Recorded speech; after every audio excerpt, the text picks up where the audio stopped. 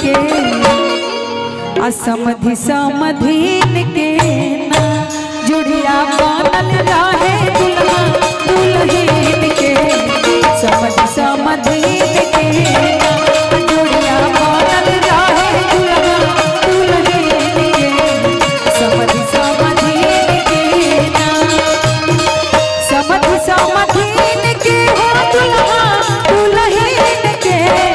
समधि समधीन के हो दुल्हा दुल्हन के समधि समधीन के हो दुल्हा दुल्हन के जोड़िया बनल रहे दुल्हा दुल्हन के समधि समधीन के जोड़िया बनल रहे दुल्हा दुल्हन के समधि समधीन के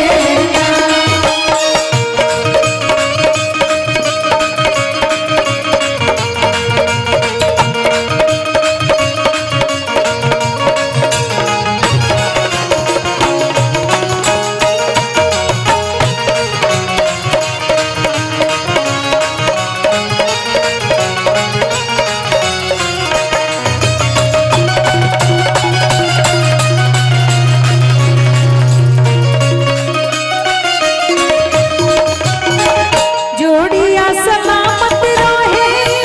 बापू कार हो जोड़िया सलामत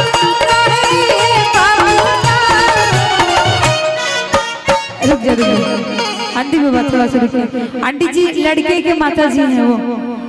वो ना आंटी जी की तरफ से बहुत बहुत आशीर्वाद है लेकिन लड़की भारी बड़ी लड़का लोग ना जो हम देखनी कि जोड़िया सलामत रहे बापू कार हो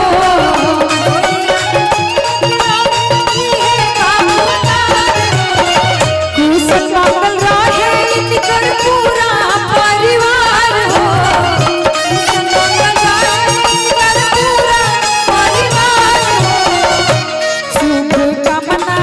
शुभ कामना बाटे है माँ पांडे की टीम से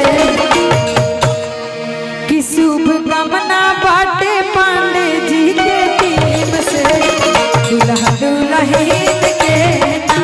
शुभ कामना बाटे हमारी की टीम से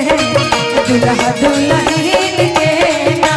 जोड़िया बनल रहे दुल्हा दुल्हन के समधि समधीन के ना जोड़िया बनल रहे दुल्हा दुल्हन के समधि समधीन के ना जोड़िया बनल रहे दुल्हा दुल्हन के समधि समधीन के अब देखिए जब माड़ों में दोनों पक्ष जाते हैं लड़का और लड़की